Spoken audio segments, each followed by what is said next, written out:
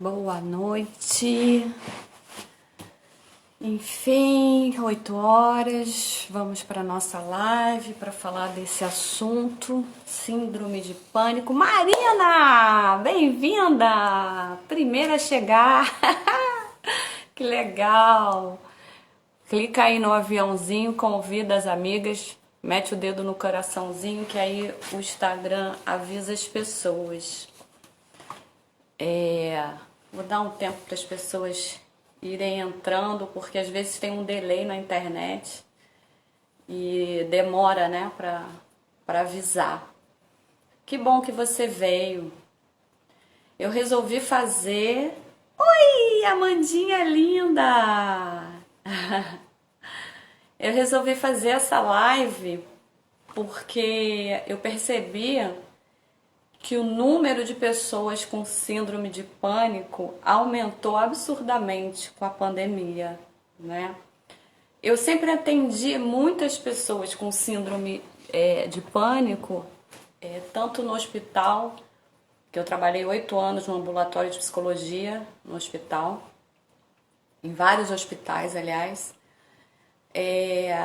na clínica particular. Como professora de yoga, eu atendo alunos, recebo alunos que procuram yoga por indicação de psiquiatras ou de psicólogos para controlar também a crise de pânico. E aí eu vou falar isso mais pro finalzinho da live, né? Pretendo falar do olhar da psicologia, do olhar sistêmico, do olhar das terapias integrativas, né, e dar algumas orientações como a pessoa pode resolver esse problema, né. E eu percebi, inclusive, que está acometendo crianças também, né. Acho que foi Natal, não, Ano Novo. Ano Novo?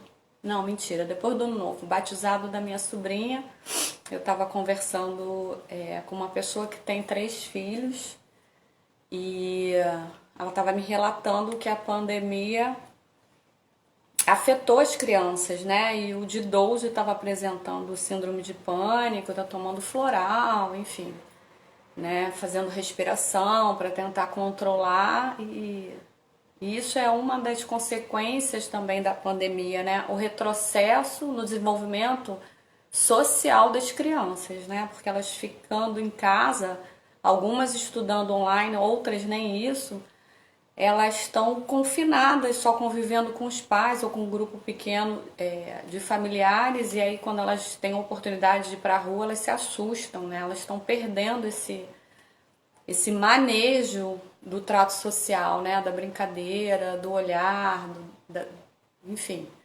Isso é triste, né? E a gente tem que falar disso, a gente tem que olhar para isso, porque afinal de contas tem tratamento, né? A pessoa não precisa ficar sofrendo, se achando esquisita, achando que aquilo só está acontecendo com ela, com vergonha, que a maioria das pessoas sente muita vergonha quando é acometida por uma crise de pânico. Enfim, né? Claudinha, bem-vinda, amore! Então, assim, me chamou a atenção o número de pessoas com crise de pânico na pandemia e que não estão fazendo tratamento psicológico, né? Não estão fazendo nada. Ficam sofrendo, ficam baixando no pronto-socorro, procurando doença, fazendo exame. Não é interessante, né, que a pessoa fique baixando no pronto-socorro toda hora em tempos de pandemia, mas parece que as pessoas ainda têm um preconceito com a psicologia, né? E acham que o psicólogo é coisa de maluco. Não é, tá, gente? Não é. As doenças mentais mais graves, elas são tratadas medicamentosamente e normalmente pelo psiquiatra, né? A psicologia, ela vai dar conta de uma neurose, no máximo de uma bipolaridade, mas uma psicose, por exemplo, dificilmente não vai fazer terapia, né? Vai fazer uma terapia ocupacional, mas não uma psicoterapia tradicional.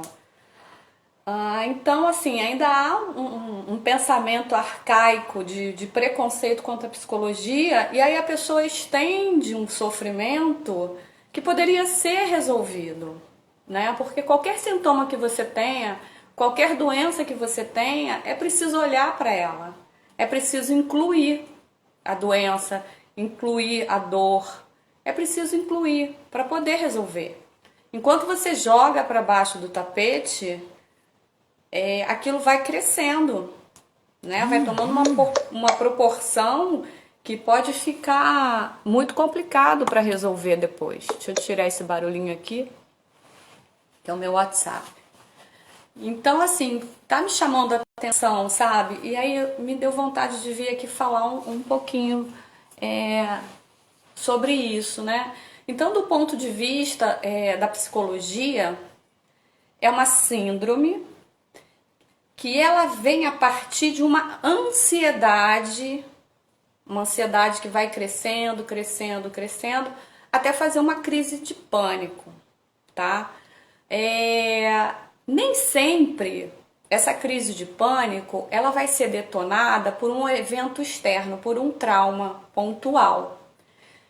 É óbvio que os casos que a gente está vendo agora na pandemia estão sendo gerados, a princípio, pela própria pandemia. Mas tem um medo raiz por baixo de toda a síndrome de pânico. Desculpa, gente, quando entra a mensagem no grupo do WhatsApp, bloqueia aqui. Eu já eliminei quase todos, mas um ou outro eu tenho que manter, não tem jeito, tá? Então, de vez em quando vai dar essa travada e eu paro de falar e repito. Então, a síndrome de pânico, ela tem sempre um medo raiz que é inconsciente. Então, assim, esses casos agora que a gente está vendo, eles estão sendo acionados, o gatilho está sendo a pandemia, o Covid, tá? Mas o medo raiz, na maioria dos casos, é o medo da morte. Ou é o medo de morrer, ou é o medo que algum familiar, alguma pessoa que ela ama, venha a falecer por conta da doença.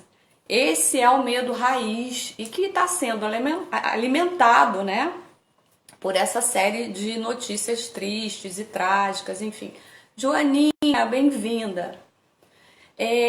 Porém, antes da pandemia, né, os casos de síndrome de pânico que eu atendia, nem sempre a pessoa tinha uma referência externa de um trauma, de um evento que tivesse causado a síndrome de pânico, por exemplo, um assalto, uma série de mortes trágicas na família, né?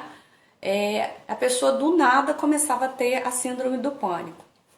E o que é a síndrome do pânico? A pessoa tem sintomas no corpo físico. Por isso que ela vai baixar lá no hospital, achando que ela está morrendo, que ela está doente, que ela está infartando. E você tem uma série de sintomas físicos que podem vir juntos ou isolados num ataque de pânico, né? O mais comum é a falta de ar. E você imagina agora a gente tendo a falta de ar como um dos sintomas do Covid, a pessoa tendo uma crise de pânico. E como que ela vai saber o que é uma coisa ou é a outra, né? Se ela tiver com sintoma de gripe, então danou-se, né?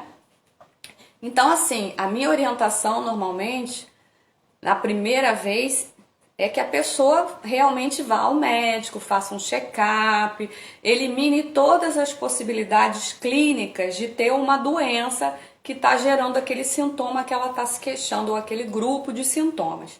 Eliminando as causas clínicas ou físicas, Paíla, bem-vinda, a gente pode entender que sim, é uma síndrome de pânico. Porque se eu vou partir do princípio que a pessoa que me procurou isso é uma crise de pânico, e não oriento ela a ir num hospital, no médico, no clínico da família, enfim, para investigar esses sintomas, eu vou estar sendo irresponsável, eu posso estar mascarando uma doença mais séria, né? Porque várias doenças vão ter sintomas, esses sintomas que eu vou falar aqui. Eu comecei falando da falta de ar, que é o mais comum. Sudorese, taquicardia, dormência no corpo ou em algum membro, diarreia, vômito, enjoo, tonteira, desmaio, um medo tá? Que beira o pânico realmente. Então pode ser medo de dormir, medo de ir à rua, medo de atravessar um túnel, medo, enfim, gente, medos vários. Medo que aconteça algo muito ruim com ele ou com ela ou com um familiar. Então a pessoa fica alimentando esse medo. A mente da pessoa que está sofrendo com a crise de pânico, ela vai ficando aos pouquinhos, se a pessoa não tiver em terapia, muito negativa, né? Então ela tende a ter pensamentos trágicos, negativos, né? Ela tende a pensar que sempre vai acontecer o pior com ela ou com os familiares dela. E esses sintomas, eles podem vir, como eu falei, isoladamente ou um grupo de 3 ou mais sintomas.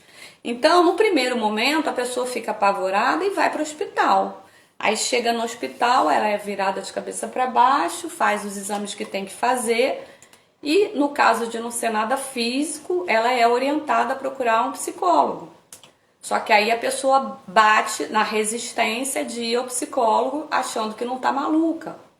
E ela sente muita vergonha, porque ela não entende o que está acontecendo com ela, sabe? Não tem. Ok, agora a gente tem a pandemia, mas e antes da pandemia, as pessoas que tinham crise de pânico? Elas não entendiam por que elas estavam passando por aquilo, né? Às vezes a vida tá boa, afetivamente, profissionalmente, tá tudo beleza, e a pessoa tá tendo uma crise de pânico atrás da outra. E ela não entende. Por quê? Porque normalmente a causa, o medo raiz desse pânico, ele está a nível inconsciente. A pessoa não sabe que tem esse medo, tá? Então ela vai descobrir esse medo raiz através de uma psicoterapia. Né? Às vezes um casamento, uma separação, a perda de algum parente, a chegada de um filho, enfim, algo que tenha detonado assim muita insegurança e medo que justifique, né? E aí, se você não acha nada no presente, você vai indo para o passado da pessoa, né? Vai fazendo uma anamnese até chegar na infância, como foi a infância, a relação com o pai, com mãe, com irmãos. E aí a gente já tem uma visão mais sistêmica e a gente vai se aproximando da visão das constelações familiares, né? Que é olhar para a família, é olhar para os ancestrais. Normalmente, toda a síndrome do pânico, ela está fundamentada em cima de um medo. E um medo raiz, que não é consciente, tá? Eu vou relatar um caso aqui, que foi muito interessante, que eu atendi no hospital, de um rapaz jovem, lutador. Não me lembro a luta que ele fazia, mas ele participava de campeonato. E ele começou a ter crises de pânico no tatame, treinando, e em casa dormindo, em torno de 2 e pouca, 3 horas da manhã. Ele acordava com muita falta de ar, suando, com muito medo. E até ele só procurou o psicólogo quando ele foi afastado do treino e dos campeonatos pelo treinador dele, né? Ficou inviável, não tinha mais como ele continuar. E aí ele chegou lá no hospital, a gente foi investigando. E enquanto eu estava investigando ali, tentando entender o momento presente, a gente não descobriu nada. Edjane, minha flor, que saudade! Então, assim, ele conscientemente, ele não tinha lembrança de nenhum fato traumático da vida dele. Nem daquele momento atual e muito menos da infância. Ele chegou a falar para mim, minha infância foi ótima. E ok, foi indo, primeira sessão, segunda, terceira. Lá pela quarta sessão, ele acessou uma memória que estava inconsciente, que era, o pai era alcoólatra, e quando ele bebia, isso é porque ele tinha dito que tinha tido uma infância maravilhosa, ok? Porque essa lembrança de dor traumática, ela estava recalcada. Ela estava lá no fundo do inconsciente, ele não lembrava dela, é como se ela não existisse mesmo. Oi, Rita!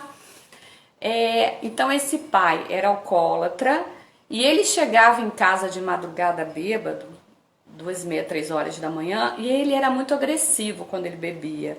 Então ele ligava o gás e dizia que ia explodir todo mundo. Ele pegava a arma e apontava para a cabeça dos filhos, da esposa, quando ele não batia na esposa. Eu não me recordo se ele batia nos filhos também. E ele, muito pequenininho, ele devia ter 5, 6 anos. Então, o que começou a acontecer com essa criança? Ele acordava antes do pai chegar e ficava de prontidão para tentar salvar a mãe. Entrava no meio da briga e tal. Ok, a vida passou, ele cresceu e esqueceu essa memória. Então, sempre vai ser algo que faz um link com aquele trauma. Porque quando a gente tem o trauma, o nosso inconsciente, para nos proteger, sabe aquele caleidoscópio que você olha assim, vai girando e tem um monte de pedacinho craquelado, colorido? Então, o nosso inconsciente é assim, aquele monte de pedacinho misturado, nada faz sentido, tem cenas traumáticas e emoções, tudo misturado, tá? Esquecido lá no fundo do inconsciente. Algo aqui fora faz um link com o sentimento, a dor, o pavor daquele momento traumático. E o que foi esse link dele? Ele está no tatame, embaixo de um outro lutador, treinando. Aquele movimento brusco, até com uma certa violência, mesmo sendo um treino, liberou lá uma passagem para o inconsciente dessas madrugadas onde o pai chegava e batia, ameaçava todo mundo. E aí ele tinha a crise de pânico no tatame ou dormindo no mesmo horário que o pai costumava chegar em casa bêbado, né? Então, assim, ele não tinha lembrança disso. Se ele não tivesse ido ao psicólogo, né, e bancado a sua terapia, tido coragem para olhar para essa dor e tentar entender essa dor, de onde ela estava vindo, provavelmente ele estava tendo crise de pânico até hoje. O que aconteceu com esse paciente? Ele foi mais algumas vezes no hospital e ele ficou em acompanhamento, mas a partir do momento que ele liberou essa memória traumática, né, e a gente elaborou essa história familiar, ele parou de ter crise de pânico e voltou a treinar e ficou tudo bem, sabe? Então, normalmente o pânico é isso, tá? É um medo raiz que está inconsciente. E agora com a pandemia, o grande medo que assombra o inconsciente coletivo é o medo da morte, gente. Por mais que você fale assim, eu não tenho medo da morte não, besteira. Gente, faz uma investigação profunda realmente de quais as suas crenças em relação à morte, sabe? Eu, por exemplo, cara, eu fico meio bolada, né? Por mais que eu tenha as minhas crenças do que acontece depois da morte. Outro dia eu estava até conversando com uma amiga que eu tenho uma visão que vem muito do kardecismo, né? De umbral, de colônia, de vida depois da morte. E aí eu estava conversando com uma amiga que falou assim, eu falei, qual a sua visão da morte, né? Aí ela falou assim, não, a morte, segundo lá o meu guru, é como se fosse um sono profundo. Sabe aquele sono que você não sonha? Que você, né, acorda, sei lá, dormiu 8 horas. Isso é a morte. Eu falei, pô, que maneiro, eu vou comprar essa ideia de morte, porque essa é mais tranquila, né? Porque enquanto você fica pensando que você vai morrer, você vai pro inferno, você vai pro umbral, sei lá para onde você vai, é meio apavorante, vamos combinar, né? Então, assim, eu percebo que o que está movimentando aí a galera nessa pandemia é esse medo da morte, tá? E isso tem que ser olhado e tem que ser trabalhado, porque senão não vai melhorar. E aí piora, óbvio, se a pessoa, durante a pandemia, está tendo perdas na família. Se as pessoas estão morrendo, seja de Covid ou não, né? Porque, assim, é a morte chegando cada vez mais perto. No envelhecimento, né? Se a pessoa ultrapassa lá os 50, 60 anos, o que ela pensa? Eu estou mais perto da morte do que da vida. Embora a gente saiba que hoje a pessoa consegue viver até 100 anos, tem algumas pessoas passando dos 100, né? teoricamente você já ultrapassou a linha ali da metade dos 50. Então, tem esses pensamentos, né? E a identificação, né? O apego com esses pensamentos negativos, eles podem levar, sim, a uma síndrome de pânico, tá? Bom, então eu já falei um pouco da visão da psicologia, faltou só um ponto. O que detona uma crise de pânico, gente? É um único pensamento, tá? Então é comum quando a pessoa já teve algumas crises de pânico, ela começar a ter medo de ter a crise de pânico. Então, se ela teve a crise de pânico dormindo, ela fica com medo de dormir. Se ela teve a crise de pânico num shopping, ela fica com medo de ir ao shopping e ela começa a evitar. Agora você imagina uma pessoa evitar dormir. Que loucura que vai ficar, né? Então ela começa a evitar os locais e as situações que ela sabe que pode gerar crise de pânico dela. Então ela fica com medo de ter medo, com medo de ter a crise. E isso é um pensamento. Então, dentro da psicoterapia, a gente vai investigar o medo raiz para tentar elaborar esse trauma, porque normalmente é um evento traumático. A gente vai dar, no caso eu, né? Não sei se outro psicólogo faz isso. Eu vou dar informação sobre a síndrome, que é isso que eu estou trazendo aqui para vocês, que ela é detonada por um único pensamento. Então, há necessidade da gente prestar atenção nos nossos pensamentos, aprender a substituir os pensamentos. Um pensamento ruim, você substituir por um pensamento bom, você não alimentar aquele pensamento ruim. Aí vai chover, vai alagar tudo, a água vai tomar meu carro, eu vou morrer afogada. Sabe aquela avalanche de pensamento negativo? Não vai chover. Se chover, eu vou parar o carro e vou me abrigar. Acabou. Não fica alimentando pensamento ruim, porque senão vai vir assim, a crise de pânico, né?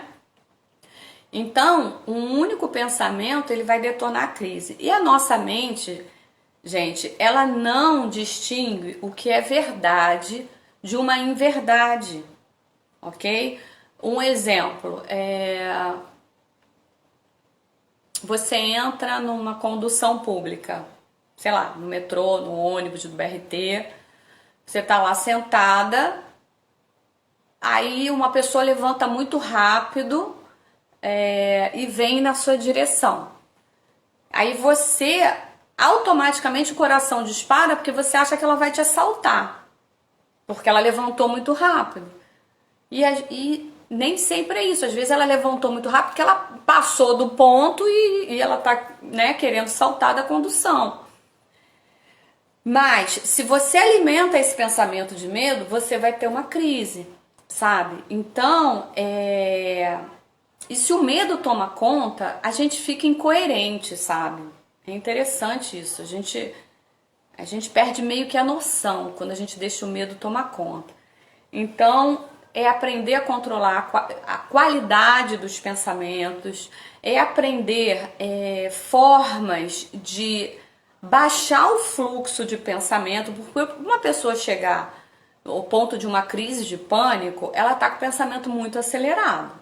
Ela tá com excesso de pensamento, com excesso de ruído, com excesso de barulho, ela está com excesso de externo na vida dela e ela tá com uma vida interna mais empobrecida.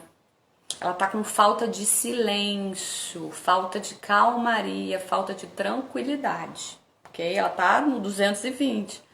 Então, eu vou ensinar mecanismos que podem ser respirações, que a gente chama no yoga de pranayama, respirações que vão acalmar o corpo e que vão diminuir o fluxo de pensamento, tá? E assim, é um dos remédios maravilhosos para quem tem ansiedade e pânico. É aprender a respirar. E existem várias respirações próprias para ansiosos, tá?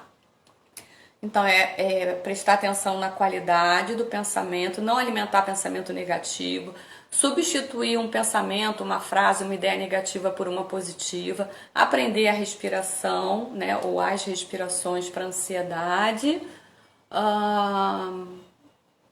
E aí cada pessoa vai ter uma forma de se acalmar. Tem gente que gosta de ouvir mantra, música clássica, né? Então, assim, ter alguma coisa que te acalme para quando você vê que a crise está vindo, você usar aquilo como recurso. Pode ser até ligar para alguém, falar com alguém que saiba do seu problema e você vai falando com a pessoa, conversa comigo, por favor, e a pessoa vai conversando com você e você vai se acalmando. Porque se você faz isso, você percebe que a crise está vindo e você faz uma dessas coisas, em 5 minutos, entre 5 e 10 minutos, aquela onda passou, tá? Conforme a pessoa vai tendo as crises de pânico, ela começa a conhecer os sinais no corpo, né? Pode ser um enjoo, pode ser uma dor de barriga, pode ser uma dor aqui no timo, na parte da frente ou na parte de trás. Ela percebe que a crise está se aproximando, né? E aí ela pode usar um desses recursos para controlar. Eu não falei ainda da medicação, né? Mas algumas pessoas optam por ir a um psiquiatra, tomar um ansiolítico devidamente prescrito e junto com isso a psicoterapia. Porque só o remédio, o que vai acontecer? Vai agir ali nas sinapses da pessoa, no cérebro da pessoa, vai acalmar, beleza? Só que a pessoa não vai saber por que ela está tendo crise. E aí no dia que ela parar o remédio, ou no dia que o corpo acostumar com aquela dosagem, vai vir outra crise. E aí ela vai aumentando a dosagem, e aí pode se instalar, sim, uma dependência medicamentosa, que não é legal, né? Então, o interessante é que, se for necessário, se forem crises muito fortes, ela vá ao psiquiatra, tome a medicação, em paralelo, ela faça a psicoterapia. Se ela puder associar à psicoterapia uma terapia integrativa, prática de yoga, prática de meditação, uma hipnose, uma barra de axis, um theta healing, cara, uma constelação, maravilhoso. O que isso vai fazer, gente? Um floral, uma acupuntura, ela vai acelerar o processo de cura dela. Ela vai sair dessa situação muito mais rápido. No meu ponto de vista, a gente não é só mente e matéria, corpo e mente. A gente é um corpo físico, a gente tem a nossa mente, e aí a gente pode também englobar a parte emocional, né? Pensamento, emoção, e a gente tem uma parte energética ou espiritual. Então a gente é um tripé. Se uma dessas pernas, se ela tá capenga, a gente desequilibra. Então, no meu ponto de vista, a gente tem que cuidar dos três. Então, eu vou ao médico, cuidar do meu corpo físico, se precisar tomar um remedinho. Eu vou ao psicólogo, tratar do meu emocional e do meu mental. Eu vou numa terapia integrativa, ou no padre, ou no pai de santo, seja lá qual for sua crença, se tiver uma religião, cuidar da minha energia, do meu espírito. Aí, ó, beleza, rapidinho você vai entender o que está acontecendo com você e vai melhorar mais rápido. Bom, do ponto de vista da psicologia foi isso. Do ponto de vista das constelações, a gente não tem uma única causa para uma síndrome de pânico, tá? Mas eu tenho percebido que a pessoa que me procura para constelar, ela está identificada com algum ancestral, algum familiar que já teve crise de pânico.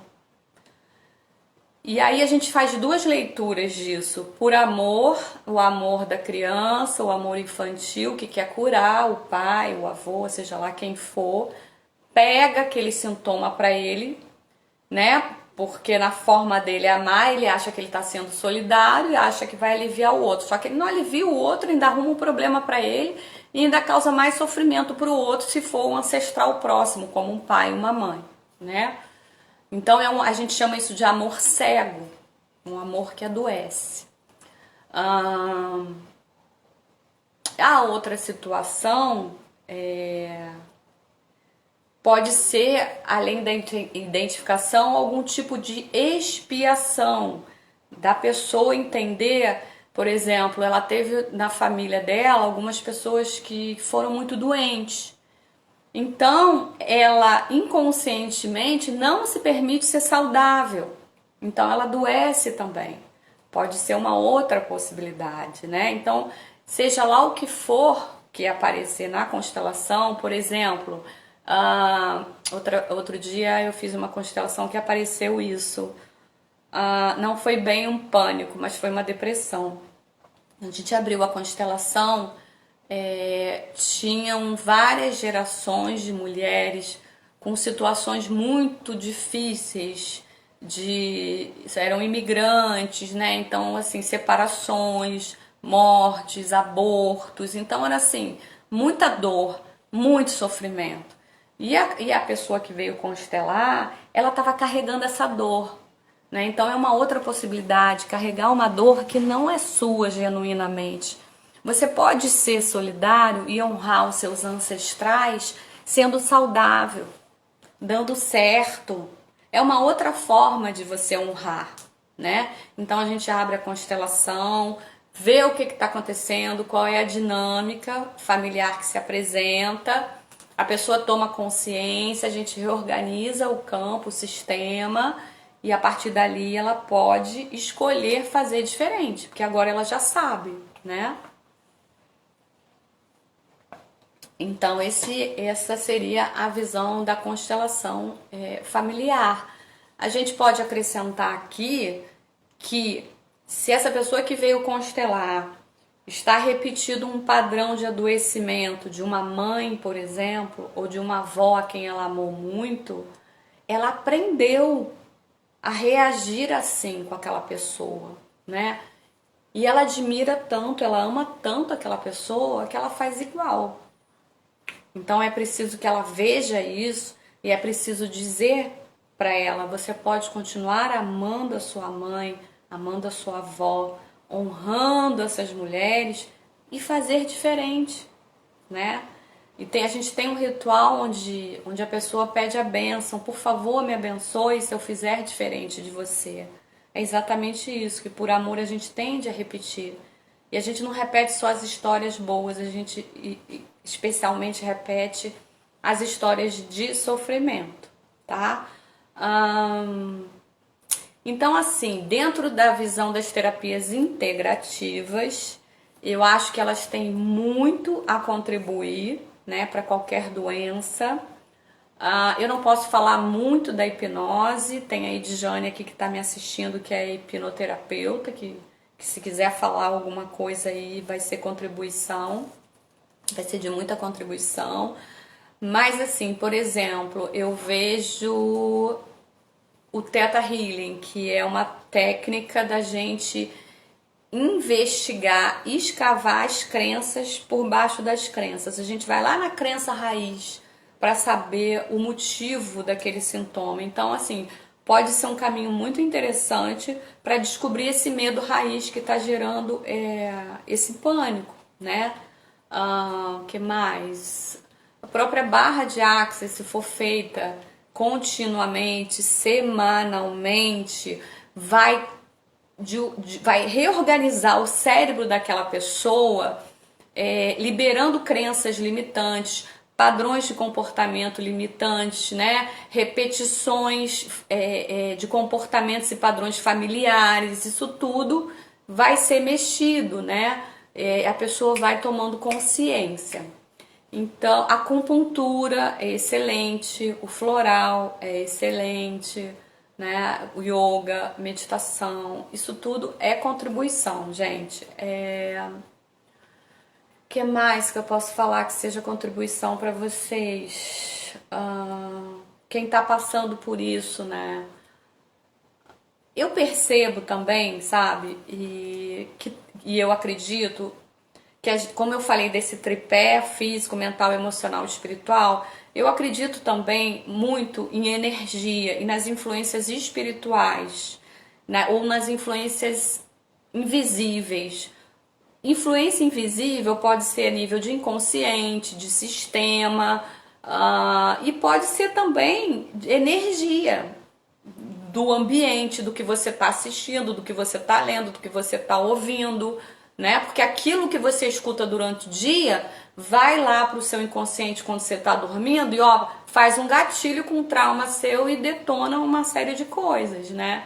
Por exemplo, eu percebi que depois do ano novo eu passei uns dias me sentindo muito pesada, sabe? Esquisita. Eu falei, meu Deus, o que está acontecendo, né? E fiquei me perguntando, ia do corpo, o que é isso? Isso é meu? E devolvendo, fazendo os processos, o troço não estava indo.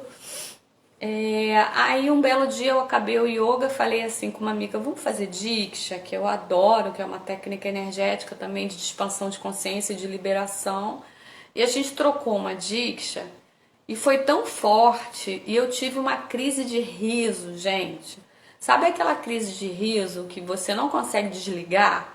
As lágrimas escorriam e eu gargalhava, E assim, a Diksha, ela pode ter esse efeito na pessoa, a gente chama que é um efeito de liberação, coisas estão sendo liberadas e você fica tão feliz, o teu ser divino fica tão feliz de estar liberando aquilo tudo, que você fica no estado de gratidão, e o estado de gratidão é muito próximo do estado de felicidade, de alegria, então você começa a gargalhar. E eu sentia uma explosão assim no meu peito, como tivesse liberado um monte de coisa. Então eu creio que de alguma forma, em algum momento, eu captei energias mais densas de sofrimento, de dor, de algumas pessoas. Eu me lembro que eu fiz uma live, não sei se foi no Natal ou no Ano Novo, eu fiz uma live no Natal, falando do Natal, e eu fiz um vídeo falando do Ano Novo, que eu acordei muito grata, agradecendo, porque apesar de tudo, né, eu me mantive saudável, meus filhos, durante o ano de 2019. Mas ao contrário, eu recebi muitas mensagens e li muitas mensagens muito pesadas. As pessoas estavam muito pesadas na virada do ano, né? Então eu acho que em algum momento eu captei isso e ficou preso no meu corpo. E eu tava pesada, gente. Parecia que eu tava com 120, 130 quilos, né? E a partir dessa liberação com a Diksha, passou. Voltei ao meu normal, meu estado de alegria, de leveza, de energia. Que eu estava sem energia, eu estava pesada. E eu não estava entendendo, porque não tinha acontecido nada para isso, né? Então a gente tem que ficar esperto para esse mundo invisível, para o que acontece no nosso entorno. Então, assim, se você não tem o hábito de olhar para o invisível, abre os seus olhos para isso, começa a estudar, começa a pesquisar o que tem por aí, porque a gente sofre esse tipo de influência também, tá?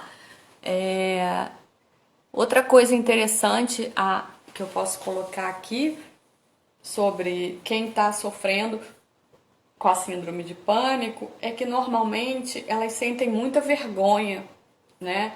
O primeiro sentimento que vem é de vergonha e de potência. Então a minha orientação para você não tenha vergonha. Você é um ser humano e isso só dá em ser humano. Isso só dá em gente, né? Em animal. Pode dar em animal também, em gatinho, em cachorrinho. Mas só dá em seres vivos, né? Então, assim, seja mais compassivo com você, tenha mais paciência com você. Qualquer doença, qualquer sintoma é um apelo do seu corpo e da sua alma, dizendo que algo precisa ser visto, algo precisa ser olhado, algo precisa ser incluído, né? E então procura ajuda, não tenha vergonha, né? Hoje só fica sem ajuda, sem terapia quem quer, né? Porque tem plano de saúde, tem instituições de caridade, tem ONGs, tem aplicativos de convênios, enfim, tem atendimento social, tem muita coisa disponível por aí. Tem aplicativo de yoga, tem aula de yoga, tem uma série de vídeos ensinando a respirar, tem muita coisa, né? Então, pesquisa, né? Vai atrás da sua cura, da sua melhora, não vai pra concha não, compartilha. Às vezes a pessoa do seu lado tá passando a mesma coisa, né? Eu tive pânico, eu tive crise de pânico, eu senti isso tudo. Primeiro eu fiquei assustada, percebendo todos os sintomas que estavam acontecendo comigo. Depois eu pensei, uau, que interessante, é isso que meus pacientes sentem, né? E aí eu fui lembrando do que eu podia fazer, que são as orientações que eu passei aqui antes, né? Liguei para uma colega psicóloga, ela foi conversando comigo, liguei para minha filha, eu estava na rua, minha filha foi me resgatar, era um domingo de manhã.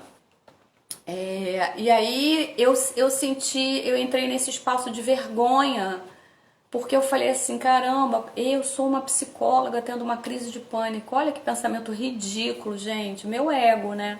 Como se antes de ser psicóloga eu não fosse ser humano e eu não tivesse direito, né? E aí eu tive mais uma crise de pânico, sentada pensando nisso tudo, a cabeça saía fumaça. E aí eu fiz esse caminho que eu falei pra vocês. Eu fui num psiquiatra do hospital onde eu trabalhava, ele era clínico geral, ele era naturopata, ele não queria me dar remédio. Eu falei, eu quero remédio porque eu não quero passar por isso de novo.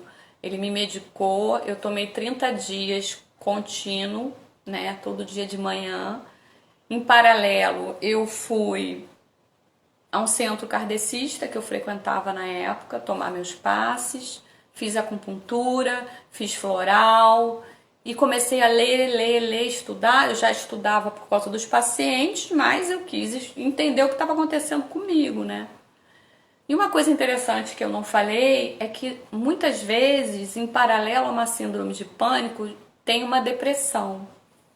Pode ter uma depressãozinha leve ali, sabe? Então, assim, o que aconteceu comigo? Eu fiquei muitos anos andando com esse remédio na bolsa, que eu usava como SOS, porque eu fiquei com medo de ter a crise. Então, o remedinho andava na bolsa. Se eu percebesse, a minha pegava muito falta de ar, e eu percebia que ela estava vindo, que eu tinha dor no timo, tanto aqui na frente como atrás, nas costas. Principalmente em lugar cheio, né? Condução, shopping, vinha essa coisa. E aí eu fiquei muitos anos com esse remédio, até que eu fui praticar meditação com mais aí, gente, não sai. Mais frequentemente. Comecei a fazer yoga e fiz 2 formações de yoga, comecei a dar aula e aí eu praticamente eliminei isso da minha vida. Eu não vou te dizer que eu tô curada, não, porque eu percebo que se eu paro com a minha prática de yoga, com a minha prática espiritual, de diksha, de meditação, se eu me desconecto do meu eu divino, do meu eu interno, e eu me conecto com as coisas dessa matrix, dessa maluquice, eu percebo que eu começo a ficar ansiosa, sabe? Então é um constante orar e vigiar, sabe? É olhar pra você, olhar pro mundo, despertar sua consciência para quem você é, o que você está fazendo aqui nesse mundo, se você quer seguir o rebanho ou se você quer seguir os seus passos, do que você veio fazer aqui, independente disso ser diferente dos outros ou não, sabe? Tem todo eu percebo que tem todo um contexto também espiritual por trás disso, né? A doença, o sintoma, ela é um convite para você despertar para quem você é. Tipo assim, olha, cara pálida, o jeito que você tá levando a vida não tá legal. Olha para isso. Você desviou do caminho do que você veio fazer aqui nesse mundo, desviou da sua missão. Você tá infeliz, ou você tá comendo demais, tá dormindo de menos, né? Tá alimentando pensamentos nocivos, tá vivendo a história do outro, a dor do outro, tá esquecendo de você, sei lá o que pode ser que você tá fazendo que tá adoecendo a sua alma, o seu corpo. A sua alma não, que a alma não adoece, mas o seu corpo, né? Tá adoecendo o seu corpo. Então a doença, o sintoma, ela é um convite para cura, né? O sintoma, na realidade, ele é uma resolução de conflito. Há um conflito interno inconsciente que a pessoa não consegue resolver, e aí ela faz um outro sintoma, né? Que meio que desvia a atenção daquele conflito original, né? Então, assim, vamos mudar o olhar, né, para a crise de pânico, vamos mudar o olhar para a depressão, ter esse olhar mais amoroso, mais compassivo, um olhar mais sistêmico, né? Quem da minha família apresentou isso, né? Quem da minha família já passou por isso? Será que eu estou repetindo um padrão, né? Pede ajuda, pesquisa, procura, tem tanta coisa aí disponível hoje pra gente, né? E não guarda isso pra você e nem tenha vergonha, sabe? Já passou esse tempo de vergonha. Se você ficar com vergonha e não pedir ajuda, você vai ficar preso no sofrimento. Isso não passa sozinho, tá, gente? O maior erro das pessoas que vão tratar o pânico ou a depressão é elas começarem o tratamento, terem uma melhora e abandonarem tudo, ou seja, o medicamento, seja a terapia, seja a psicoterapia, enfim. Ela apresenta uma melhora, ela abandona e ali a coisa volta, né? Então você tem que persistir no tratamento, dar um espaço para você ter certeza de que você mudou o seu olhar, ressignificou a sua história, mudou os seus hábitos, né? Você conseguiu mudar aquilo que estava te fazendo mal, que estava te adoecendo. Eu acho que já falei demais, né, gente? Vocês querem perguntar alguma coisa? Vocês querem dar algum exemplo? Alguém que já teve problema, como resolveu? Sei lá. Vou passar a bola para vocês.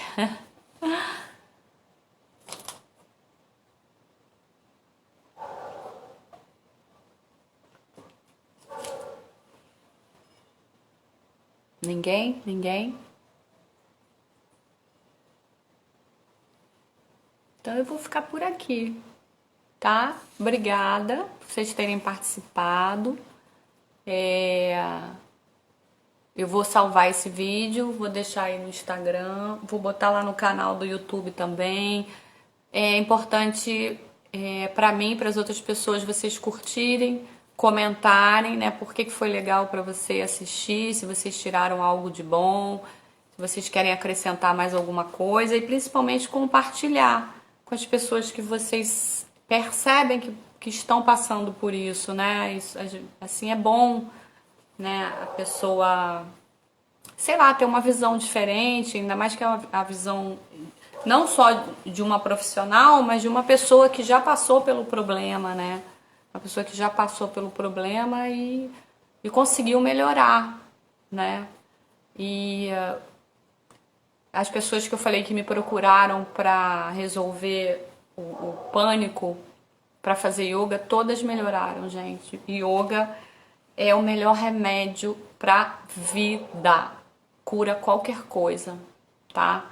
Então, se você puder se aproximar do yoga, fazer algumas aulas, no início é difícil, sabe? O corpo não está acostumado, não entende, mas os asanas, que são as posturas, elas são posturas psicofísicas. O que quer dizer isso? Elas estão agindo no seu corpo físico e no seu psiquismo, no seu emocional, no seu energético. Ela faz uma massagem nas suas glândulas, nos seus órgãos. Então, assim, são muitos os benefícios, gente. Muitos, muitos, muitos, né? E é uma ciência milenar. O yoga deve ter para mais de 7.000 anos, sabe? E tá aí, fazendo bem para as pessoas. Eu conheço muitas pessoas que curaram doenças com a prática do yoga. E a prática do yoga, ela acaba te estimulando naturalmente a mudar alguns hábitos, né? Você passa, sei lá, a dormir melhor, dormir mais, a mudar a alimentação. Seu corpo começa a pedir uma alimentação mais saudável, sabe? É muito legal. Eu fico aqui o convite Lá no canal do YouTube tem algumas aulinhas rápidas que eu fiz no início da pandemia para ajudar as pessoas com ansiedade. Isso também é uma boa dica.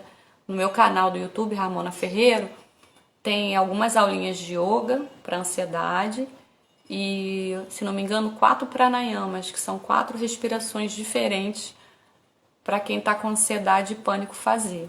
Vocês podem ir lá e compartilhar também com as pessoas que vocês sabem que estão passando por esse problema. Tá bom, gente? Então, por hoje eu fico por aqui. Obrigada pela presença de vocês. Vamos compartilhar, vamos fazer a diferença, vamos ajudar as pessoas que estão sofrendo, né? Beijo no coração. Até mais.